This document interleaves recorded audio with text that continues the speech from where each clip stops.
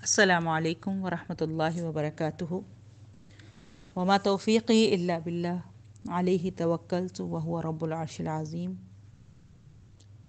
Rabbi ज़िदनी इल्मा rabbi इश्रह ली सदरी व यस्सिर ली अमरी वहलुल उक़दतम मिन लिसानी यफ़क़हू क़ौली रब्बि यस्सिर व ला तुअस्सिर व तम्मिम बिल खैर। आज हमने जो अपना मौजू जो है वो सबक नंबर 9 में हम शुरू कर रहे हैं, वो इस्लाम और ईमान और इसके मुतफ़र्रिक़ आदाब के हवाले से एक मुख्तसर बातचीत आपके सामने रखूँगी। ज़ाहिर है ये तफसीली मौज़ूआत हैं और जो है हम ज़ाहिर है अपने एक मुअय्यन वक्त और उसके तहत एक निज़ाम के तहत ज़ाहिर है हमने सब ने चलना है। कुछ चीज़ें जो है वो मैं कोशिश करूँगी कि मैं आपके सामने रखूँ कि अगर अपने बच्चे में यानी उसकी इस्लामी तरबियत करने के लिए अगर इस्लाम के या ईमान के हवाले से कुछ मुतफ़र्रिक़ आदाब इनको समझा दिए जाएं तो उम्मीद है कि एक अज़ीम किरदार जो है वो सामने आएगा। अल्लाह ताला करे कि मैं और आप जो अपने बच्चे को समझाना चाहें वो हमें ख़ुद भी समझ आए और हम अपने बच्चों को भी समझा सकें। देखें, 5 अरकान जो हैं, मैंने कहा था ना कुछ चीज़ें बच्चे को याद करा देनी चाहिए। अरकान इस्लाम जो है वो 5 हैं।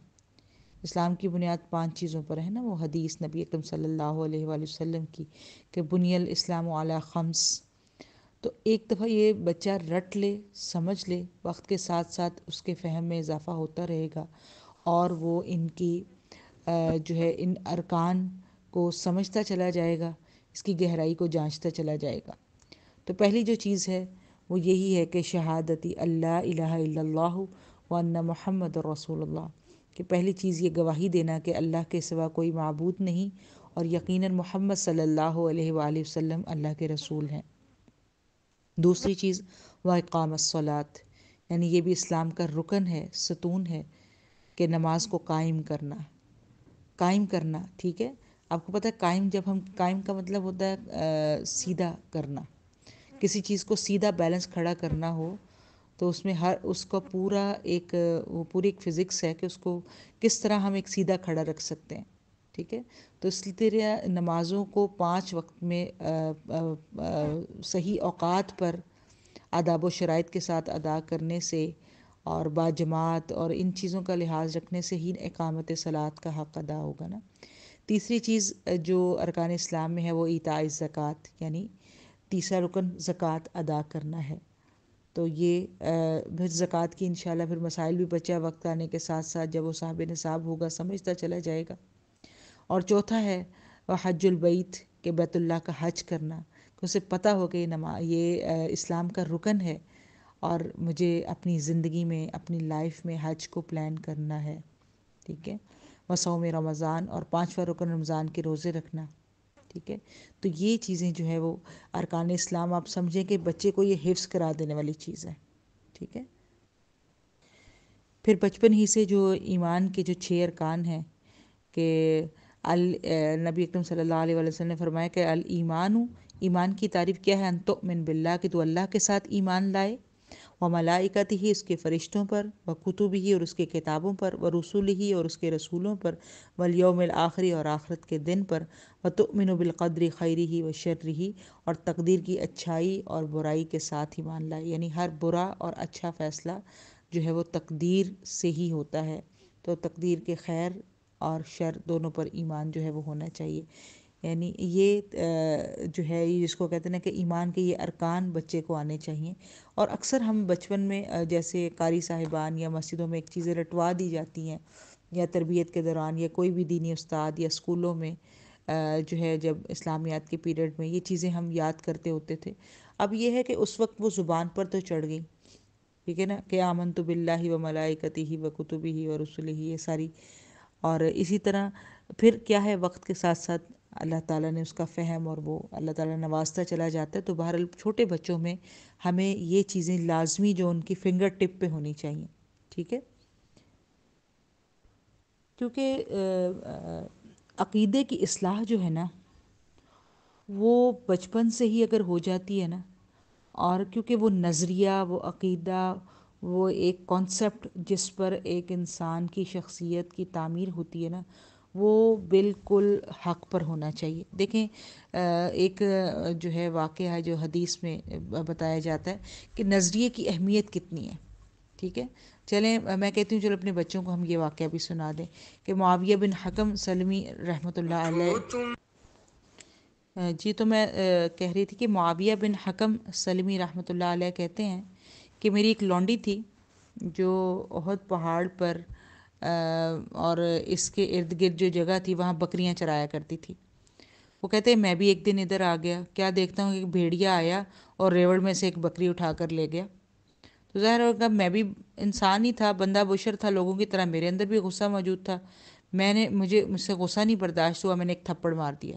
پھر مجھے افسوس ہوا کہ میں نے اس کو لونڈی کو جو ہے وہ تھپڑ مارا ہے،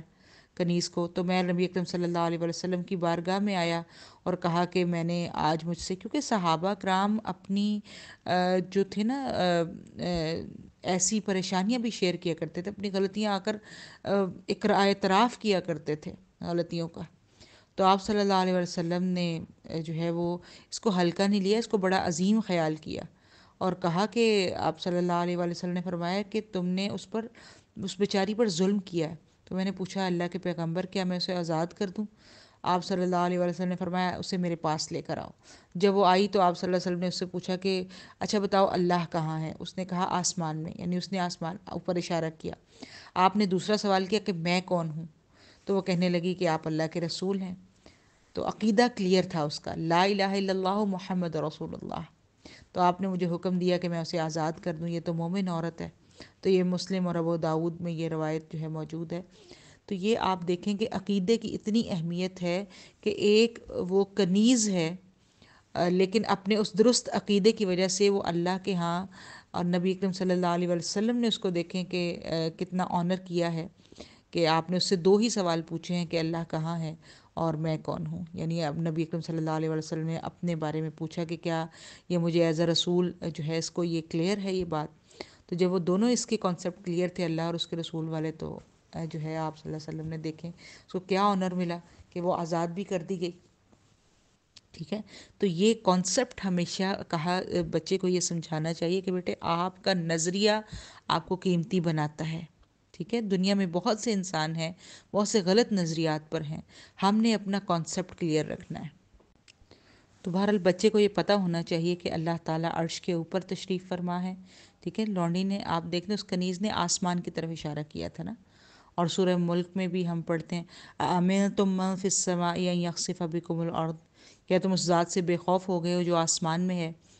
کہ وہ کہیں تمہیں زمین میں دنسا نہ دے، ٹھیک ہے۔ تو ابن عباس رضی اللہ عنہما فرماتے ہیں کہ اس ذات سے مراد اللہ تعالیٰ ہے جو آسمان میں ہے، ٹھیک ہے نا۔ اور آسمان میں ہونے سے مراد آسمان کے اوپر ہونا، اور یہ بالکل ہر مومن کی ذمہ داری ہے اس کا صحیح عقیدہ خود بھی ہو اور اپنی جو ہے وہ زیر تربیت افراد کا بھی یہ ہونا چاہیے کہ اللہ تعالیٰ آسمانوں کے اوپر تشریف پر مستوی ہے، اللہ اپنے عرش پر مستوی ہے، ٹھیک ہے، اللہ تعالیٰ اپنے عرش پر ہے۔ اور اب بات کر لیتے ہیں آداب اسلام کے حوالے سے، اسلام کے کچھ متفرق وہ آداب جو اخلاقی پہلو جو ہر مسلمان کو انفرادی طور پر اور ہمارے معاشرے کو اجتماعی طور پر جو ہے وہ دنیا اور آخرت میں سعادت کی ضمانت دیتے ہیں۔ تو پہلی چیز جو ہے وہ نظافت، کے اپنے بچوں کو مجھے اور آپ کو عادت ڈالنی ہے کہ اپنے گھر کو، اپنے کام یعنی اپنی کاپیز، اپنی کتابیں، اپنی باڈی، اپنا بیڈ جہاں وہ بیٹھتے ہیں ہمیشہ صاف ستھرا رکھیں، ٹھیک ہے۔ خصوصاً نماز کی ادائیگی کے لیے مسجد میں جاتے وقت جو ہے وہ صفائی ستھرائی کا اور طہارت کا خصوصی اہتمام ہونا چاہیے۔ یہ نہیں کہ بچہ ایسے ہی بغیر وضو کے جو ہے وہ بغیر اہتمام کے جو ہے وہ مسجد کا قصد کر لے۔ تو اس کو یہ اہتمام کی عادت ڈالنا کہ ہاں اللہ کے گھر جا رہے ہیں تو پوری تیاری کے ساتھ صاف ستھرے ہو کر، ٹھیک ہے۔ میلے کچیلے گندے بدبودار کپڑے یا جرابوں سے بدبو آ رہی ہے یا یہ سب چیزیں، تو کیا دوسرے نمازیوں کو تکلیف ہوگی، ٹھیک ہے۔ تو کبھی ایسے ہوتا ہے کہ بچے گندی جرابیں یا گندے پاؤں کے ساتھ جاتے ہیں اور قالین میں وہاں جو ہے ان کے پاؤں لگ جاتے ہیں جہاں پھر دوسرے نمازیوں نے سجدہ کرنا ہوتا ہے، اور انتہائی ناگوار بدبو جو ہے وہ اس وقت نماز کی حالت میں ہمیں اذیت دیتی ہے۔ تو یہ صرف اسی کی وجہ سے کہ جب صفائی کا خیال جو ہے وہ بچے نہیں رکھتے اور صفوں میں جو ہے ظاہر ہے ان کے پاؤں اس جگہ پر آ جاتے ہیں، تو اس چیز کا خیال رکھنا کہ آپ کی وجہ سے مسجد میں بالکل بھی کسی قسم کی گندگی جو ہے وہ نہ جائے، اور مسواک کا استعمال سکھانا چاہیے، خاص طور پر نماز اور وضو کے موقع پر، کہ تم صرف یہ ہے کہ آدھے منٹ کے لیے 30 سیکنڈ کے لیے ہی اس کو کر لو، یعنی مسواک کی اہمیت جو ہے بچپن سے ہی، پھر یہ ہوگا کہ وہ ایک تو دانت بھی خراب نہیں ہوں گے بچوں کے، ٹھیک ہے، اگر چھوٹی عمر میں مسواک کرتے ہیں تو آپ دیکھیں کہ بچے بیزار نہیں ہوتے، ان کو آپ دیں نا تو وہ خود بھی آپ کر رہے ہیں، وہ اس کو انجوائے کرتے ہیں، ٹھیک ہے، تو جب آپ انہیں کرنا سکھاتے ہیں تو بچے مسواک کو انجوائے کرتے ہیں، اور آپ صلی اللہ علیہ وسلم کا وہ فرمان بھی کہ مسواک تو منہ کی صفائی اور اللہ کی رضامندی کا ذریعہ ہے، ٹھیک ہے، منہ بھی صاف ہوتا ہے اور اللہ راضی ہوتا ہے۔ میں تو اس پر حیران ہوں کہ کام جو ہے وہ یہ ایک اپنی ہی صفائی ایک عبادت بن جاتی ہے، اپنے ہی منہ کی صفائی عبادت بن جاتی ہے، کیونکہ فرشتے جو ہے وہ جب آپ کے منہ سے کوئی بدبو نہیں آ رہی ہوتی تو فرشتے جب آپ اللہ کا کلام پڑھتے ہیں قریب آتے ہیں نا وہ آپ کے، تو جو ہے وہ بدبو سے کیا ہے فرشتے پھر تکلیف محسوس کرتے ہیں، تو اسی لیے تو ہے یہ بھی لہسن پیاز کھا کر بھی جو ہے مسجدوں میں جانے سے منع فرمایا گیا نا۔ اور مزید آگے دیکھتے کہ جو دوسری چیز ہے کہ لوگوں کے ساتھ معاملات کرنے میں جو اسلام ہمیں ادب سکھاتا ہے، تو وہ سکھاتا ہے کہ لا یؤمن احدکم حتی یحب لاخیہ ما یحب لنفسہ، کہ تم میں سے کوئی شخص اس وقت تک کامل مومن نہیں ہو سکتا جب تک وہ اپنے بھائی کے لیے بھی وہی چیز پسند نہ کرے جو اپنے لیے پسند کرتا ہے، ٹھیک ہے، تو یعنی کہ یہ پالیسی ہے معاملہ کرنے کی کہ دوسرے بندے کو بھی اسی طرح لیا جائے جیسے ہم اپنے آپ کو لیتے ہیں، ٹھیک ہے، کرائٹیریا کس کو بنانا ہے؟ اپنی ذات کو، اپنے نفس کو، کہ جو اپنے لیے پسند ہے وہی دوسروں کے لیے، جو اپنے لیے برا سمجھتے ہیں وہ دوسروں کے لیے بھی برا سمجھے، ٹھیک ہے۔ تو جیسے پھر خرید و فروخت کرتا ہے تو پھر نرمی سے جو ہے بات کرنی ہے، لوگوں میں مل جل کر رہنا اور ان کی خیر خواہی میں لگے رہنا، ان کی تکلیفوں کو برداشت کرنا، جیسے کہ جو ہے والد محترم بھی جو ایک بڑے چھوٹے ہوتے ایک حدیث رٹایا کرتے تھے کہ ہمسائے کی جو ہے وہ پڑوسی کی زیادتی کو جو ہے برداشت کرنا اس پر اجر ہے، ٹھیک ہے، تو یہ جو ہے او کما قال صلی اللہ علیہ وسلم، یعنی ان الفاظ میں وہ یاد کروایا کرتے تھے ہمیں، لیکن بہرحال تب میں نے کہا نا کہ یہ جب کبھی ہونا کہ کسی ہمسائے نے کوئی چیز پھینک دینی یا کسی گھر سے کوئی پتھر آ کر گرنا تو یہ سمجھایا کرتے تھے۔ اب یہ تھا کہ اس وقت تو غصہ تو آتا تھا مگر وہ ایک چیز رٹوا دی گئی کہ نہیں اس پر اجر ہے، ٹھیک ہے، اگر ہم جواباً لڑنے نہیں جائیں گے یا کچھ نہیں کہیں گے، یا بہت زیادہ کوئی وہ ان کے گھر میں مزدور وغیرہ لگے ہوتے تھے، کوئی اپنا کنسٹرکشن کا کام ہو رہا تھا تو بہت زیادہ شور اور وہ پریشانی، اور کبھی جو ہے ریت مٹی بھی گھر میں بہت زیادہ اس وجہ سے آنی، تو بس ابا جی نے یہی سمجھانا، تو یہ چلیں اللہ تعالیٰ جو ہے ان کی آخرت اچھی کرے۔ بہرحال یہاں جو بات ہو رہی ہے وہ اس حدیث کے حوالے سے ہو رہی ہے کہ اگر جو ہے وہ کوئی مسلمان لوگوں میں خلط ملط ہو کر یعنی مل جل کر رہتا ہے، لوگوں کی طرف سے ملنے والی تکلیف پر صبر کرتا ہے، تو وہ اس مسلمان سے افضل اور اعلیٰ ہے جو نہ تو ان کے ساتھ مل کر رہتا ہے نہ تکلیفوں پر صبر کرتا ہے۔ تو میں نے کہا نا کہ آپ پیوست ہو کے مسلمان دوسرے مسلمان میں اگر مل جل کر پیوست ہو کر رہ رہے ہیں، ایک دوسرے کے معاملات کی خبر رکھتے ہیں، ایک دوسرے کی طرف سے آنے والی مشکل کو برداشت کرتے ہیں، تو یہ زیادہ باعث اجر ہے۔ آج کل ہمارا کیا سین ہے، لوگ رہنا کہاں پسند کرتے ہیں؟ وہ محلوں میں وہاں رہنا ہی پسند نہیں کرتے، لوگ کہتے ہیں کہ بھئی پرسکون علاقے ہوں جہاں کوئی کسی کو نہیں جانتا، کوئی کسی کا سے کوئی یعنی کہ کوئی تعلق نہیں ہے، ایسی کالونیز ہیں جہاں اتنے اتنے بڑے گھر ہیں اور جو ہے کوئی کسی کے گھر آنا جانا نہیں، کوئی کسی کی مشکل یا آسانی کے وقت میں کوئی نہیں پہنچتا، تو جو نہ کسی کی پریشانی کے وقت میں کسی کو پتہ ہی نہیں ہے کہ دوسرے گھر میں کیا ہو رہا ہے، تو اس سے ہم کس طرح پھر ایک دوسرے کے اندر پیوست ہوں گے، کس طرح یخالط الناس والا سین ہوگا نا۔ تو افضل اور اعلیٰ مسلمان تو وہی ہے جو کہ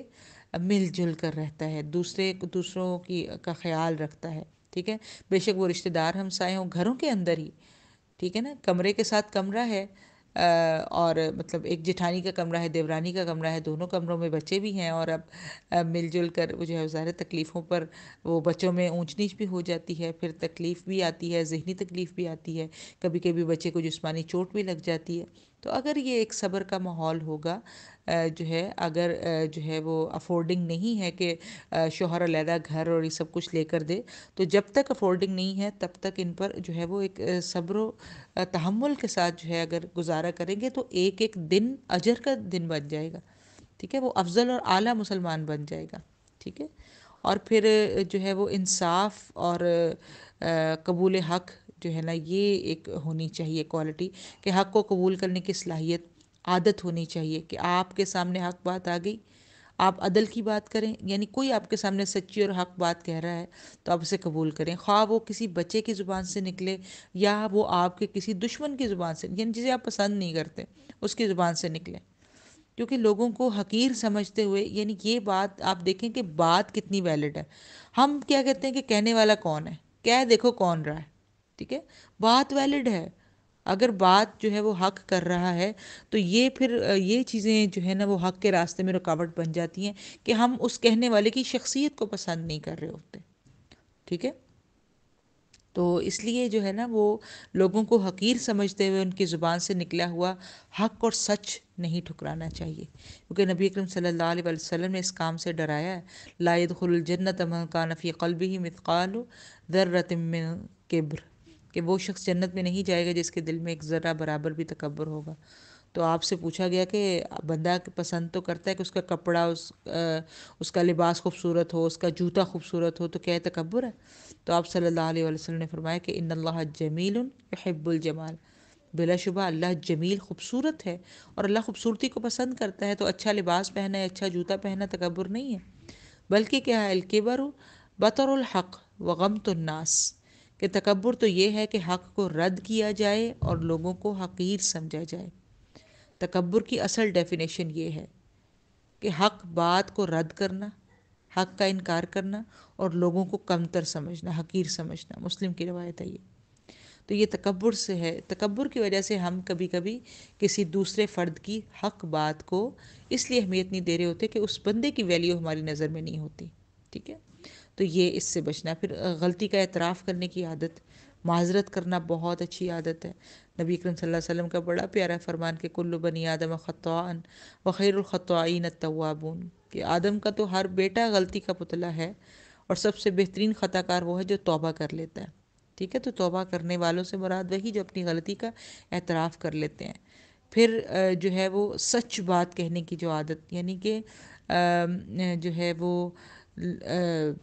اپنے دشمنوں میں بھی انصاف کی بات، یعنی آپ نے حق کی گواہی کے لیے کھڑے ہونا ہے۔ بچے دیکھ رہے ہوتے ہیں، یقین کریں بہت اس پر ہو رہے ہوتے ہیں کہ ماں جو ہے وہ اپنا کس طرح جس کے ساتھ اس کا جو ہے وہ ذہنی ہم آہنگی ہے، اب اس کے حق میں بات کرتی ہے یا فلاں کے حق میں بات کرتی ہوتی ہے۔ بچے ہمیں بڑی خاموشی سے یا بڑے گہرائی سے کبھی کبھی سکین کر رہے ہوتے ہیں، ٹھیک ہے، کہ ہم نے حق گوئی کی یا ہم نے شخصیت پرستی کی۔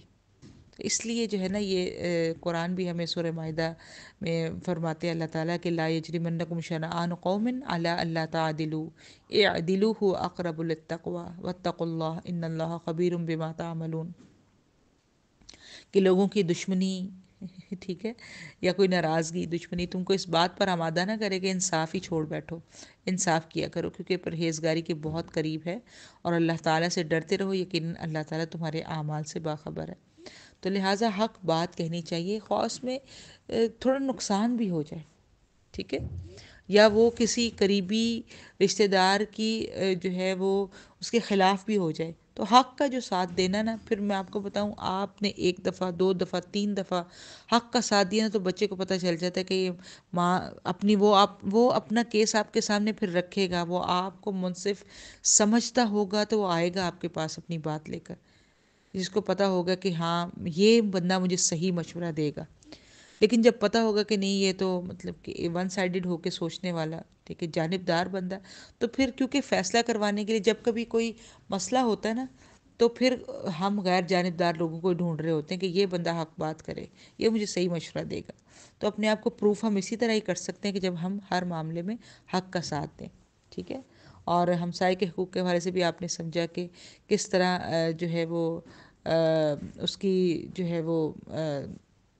تکلیفیں برداشت کرنے پر بھی اجر ہے، لیکن یہاں پھر اگر میں اور آپ ہمسائے ہیں کسی کو، تو میرے اور آپ کے لیے حکم یہی ہے اسلام کے آداب میں کہ واللہ لا یؤمن واللہ لا یؤمن واللہ لا یؤمن الذی لا یأمن جارہ بوائقہ،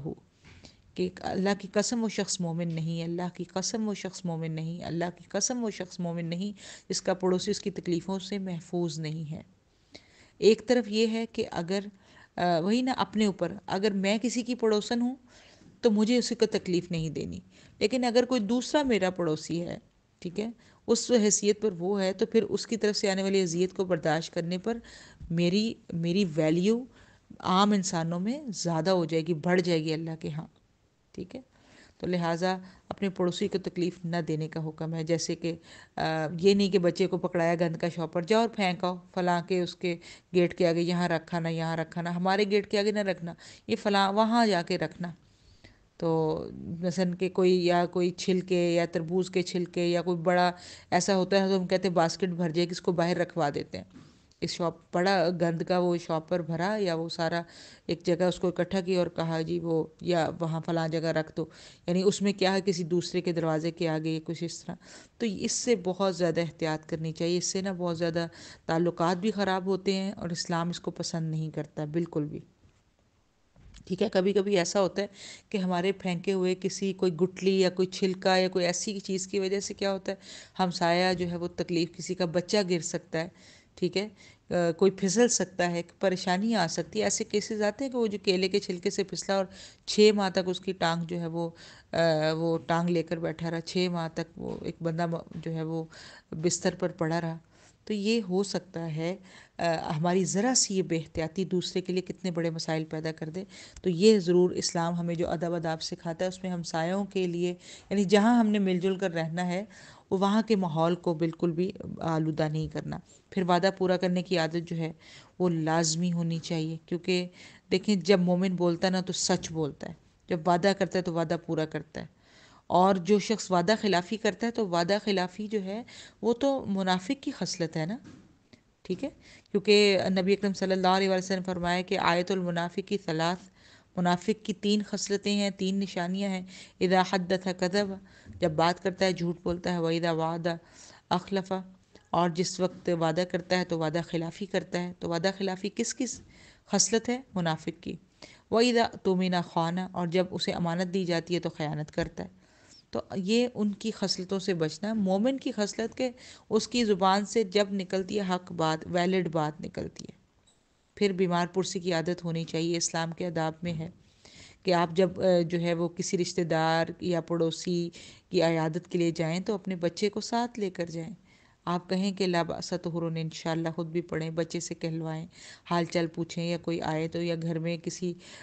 گئے ہیں کسی رشتہ دار کا بتانا تو بیٹے آپ ان سے پوچھیں آپ کیسی ہیں۔ تو اس طرح ان کی تربیت میں بچوں کے یہ چیز ڈالنا کہ وہ بھی، اور انہیں بتانا کہ یہ جو ہے وہ جنت کے پھل چنتا ہے بندہ اس وقت تک جب تک وہ کسی جو ہے بیمار کی جو ہے وہ بیمار پرسی کر رہا ہوتا ہے۔ تو ایک طرح سے جیسے کہ ایک ٹوکری ہے اور اس میں بندہ جنت کے پھل جمع کر رہا ہے، تو اس کو وہ کتنا انجوائے کرے گا اس کام کو۔ تو اس طرح آپ جو ہے اس طرح آپ کو اجر ملے گا۔ تو آپ اس اجر کی نیت سے، ٹھیک ہے نا، بچے کو یہ عادت ڈالیں کہ حال چال پوچھیں۔ اگر ماں کا کبھی جو ہے وہ سر میں درد ہے، یا بھائی کے ہے، یا بہن کے پیٹ میں درد ہوگی تو بھائی تو پوچھیں ضرور ایک دوسرے، جاؤ اس کا حال چال پوچھ کے آؤ، ٹھیک ہے، جاؤ جنت کے پھل چن کے آؤ، یہ کہا جاتا تھا ہمیں کہ جنت کے پھل چن کے آؤ۔ تو اس طرح جو ہے وہ ایک اس کی اہمیت کا احساس دلانا، ٹھیک ہے، کہ ملاقات جو ہے وہ اس سے پھر تعلقات بھی آپ کو پتہ کتنے اچھے ہو جاتے ہیں ایسی ملاقاتوں سے، کہ جب بندہ کسی کی مشکل میں اس کے پاس پہنچے۔ پھر نظر کی حفاظت، یہ بھی اسلام کے آداب میں سے ہے۔ یہ بہت بچوں کو سکھانے کی بات ہے کہ بچوں کو یا بچیوں کو اپنی نظر کی حفاظت کے بارے میں بتایا جائے کہ آپ نے نامحرم کی طرف دیکھنا نہیں ہے، گھورنا نہیں ہے، دیکھنا نہیں ہے۔ لڑکیاں جو وہ لڑکوں کی طرف، بے شک کزنز ہیں، جو ہے ان کی طرف نہیں دیکھنا اس طرح، اور لڑکوں کو بھی سمجھایا جائے کہ تمہارے لیے نامحرم ہے، تم نے اس کو نہیں دیکھنا، ٹھیک ہے، نظر بھر کے نہیں دیکھنا۔ تو یہ تو جو ہے دیکھیں کچھ اگر یہ عادت پڑ جاتی ہے نا نظر بازی کی، تو پھر آپ کو پتہ ہے کہ یہ ایک فعل زنا ہے، آنکھوں کا زنا بن جاتا ہے، اور یہ جو ہے ایک عادت بھی بن جاتی ہے۔ اور پھر دیکھیں غیر محرم کی طرف جو اٹھی ہوئی نظریں ہیں نا، وہ بعد میں حضرت الندامت کا باعث بنتی ہیں، ٹھیک ہے۔ تو دیکھیں اگر شادی ہو چکی ہے کسی کی، تو شادی کے بعد اگر وہ نظر بھر بھر کے دوسری عورتوں کی طرف دیکھے گا تو اپنی بیوی سے کہ ظاہر ہے کے متعلق دل خراب ہوگا، اور اگر دوسرے مردوں کو عورت گھور گھور کر دیکھے گی تو اپنے شوہر کے بارے میں اس کا دل خراب ہوگا، تو پھر کمپیریزن اور ان چیزوں کے پیچھے بندہ پڑتا ہے۔ اس لیے نظر کی حفاظت بہت ضروری ہے اسلام کے آداب میں، ٹھیک ہے۔ تو لہٰذا اگر کنوارا کوئی بچی بچہ دیکھتا ہے کسی اجنبی کو، تو ظاہر ہے پھر وہ شہوت بھڑکنے کا اندیشہ ہے، ٹھیک ہے نا۔ تو نبی اکرم صلی اللہ علیہ وسلم نے قرآن میں قل للمؤمنین اللہ تعالیٰ نے قرآن میں مومنوں کو حکم دیا نا کہ قل للمؤمنین یغضوا من ابصارہم، ٹھیک ہے، اور اسی طرح مومنات سے بھی کہا کہ یغضضن من ابصارہن، تو نظروں کو نیچی رکھنے کا حکم ضرور جو ہے وہ دیا گیا ہے۔ اور نبی اکرم صلی اللہ علیہ وسلم نے کہا کہ میں نے اپنے بعد کوئی ایسا فتنہ نہیں چھوڑا جو عورتوں سے بڑھ کر مردوں کے حق میں نقصان دہ ہو۔ تو کس طرح یہ فتنے مبتلا ہوں گے؟ نظر سے ابتدا ہوتی ہے، کیونکہ آپ صلی اللہ علیہ وسلم نے جو زنا کے اسباب میں نا، اس میں آنکھیں اور کان اور جوارے یہ اسباب بن جاتے ہیں۔ جب ان چیزوں کو جو ہے وہ غیر شرعی استعمال جو ہے وہ پھر زنا کی طرف جو ہے وہ راستے ہموار کرتا ہے، تو سب سے پہلے نظر کی حفاظت ہوگی، ٹھیک ہے۔ اور آپ کو پتہ ہے کہ دین تو سارے کا سارا نصیحت ہی ہے، دین النصیحہ، دین تو سارے کا سارا ہے ہی کہ ہم ایک دوسرے کی خیر خواہی کریں، ٹھیک ہے، اللہ کی خیر خواہی، اللہ کی کتاب کی خیر خواہی، اس کے رسول کی خیر خواہی، مسلمانوں کے اور حکمرانوں کی خیر خواہی، عام مسلمانوں کی خیر خواہی، ٹھیک ہے۔ تو یہ ساری کے ساری خیر خواہی، دین مشتمل ہی خیر خواہی پر ہے۔ الدین النصیحہ کے الفاظ ہم اس میں پڑھتے ہیں، ٹھیک ہے۔ تو پھر اس کو آپ مزید تھوڑا دیکھ لیں کہ آپ صلی اللہ علیہ وسلم کے سامنے جو ہے جب بھی کوئی ایسا کیس آتا تھا تو آپ ایک دم سے کسی کو روکتے ڈانٹتے نہیں تھے، ٹھیک ہے۔ جیسے کہ وہ انس بن مالک کی ایک روایت ہے کہ وہ فرماتے ہیں کہ ایک دفعہ ہم مسجد میں نبی اکرم صلی اللہ علیہ وسلم کے پاس بیٹھے ہوئے تھے، تو ایک دیہاتی آدمی آیا اور کھڑا ہو کر مسجد کے ایک کونے میں پیشاب کرنے لگا، تو صحابہ کرام اس سے ڈانٹتے ہوئے اٹھے کہ پکڑو ذرا اس کو، کیا کر رہی ہے؟ تو آپ صلی اللہ علیہ وسلم نے ذرا فرمایا، اس کو روکا، کہا کہ اس کا پیشاب نہ روکو، اسے چھوڑ دو۔ جب اس بدوی نے، اس دیہاتی نے اپنا وہ پیشاب مکمل کر لیا پورا، اس کے بعد نبی کریم صلی اللہ علیہ وسلم نے جو ہے نا اس کو بتایا کہ یہ تو اللہ کی مسجدیں ہیں، یہ پیشاب اور گندگی کے لیے جگہ نہیں بنی، یہ تو اللہ کا ذکر، نماز اور قرآن کی قرأت کے لیے ہیں، ٹھیک ہے۔ پھر آپ نے ایک آدمی کو حکم دیا تو اس نے پانی کا ڈول لایا اور اسے بہا دیا پیشاب کو۔ تو یہ جو ہے نا، یہ آپ اس میں آپ جو تربیت میں ایک دم سے ریئیکٹ نہیں کرنا، ٹھیک ہے، یہ بھی آداب اسلام میں سے ہے۔ نبی اکرم صلی اللہ علیہ وسلم ایک دم ریئیکٹ کرنے سے منع کرتے تھے، ٹھیک ہے، دوسرے کو سمجھانا، اسپیس دینا تھوڑا، اور اس کو بٹھا کر، جس کو کہتے ہیں نا کہ آرام اور تسلی سے اس کے ساتھ کمیونیکیٹ کرنا اور دلیل کے ساتھ بات سمجھانا، نرمی سے سمجھانا۔ تو اللہ کرے کہ میں اور آپ اس عادت کو جو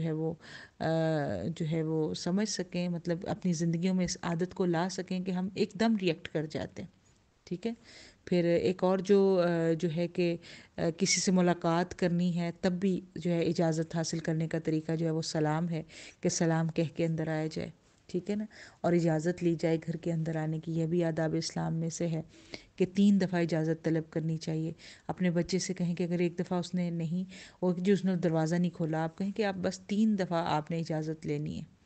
اگر تینوں دفعہ اجازت نہیں ملی تو خود سے نہیں چلے جانا، جیسے ساتھ والا گھر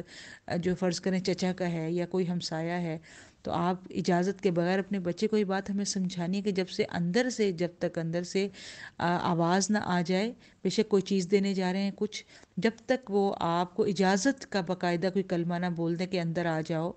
ٹھیک ہے، تب تک آپ نے اندر نہیں داخل ہونا، ٹھیک ہے، یہ ضرور سمجھانی ہے چیز۔ تو اللہ کرے کہ میں اور آپ جو ہے وہ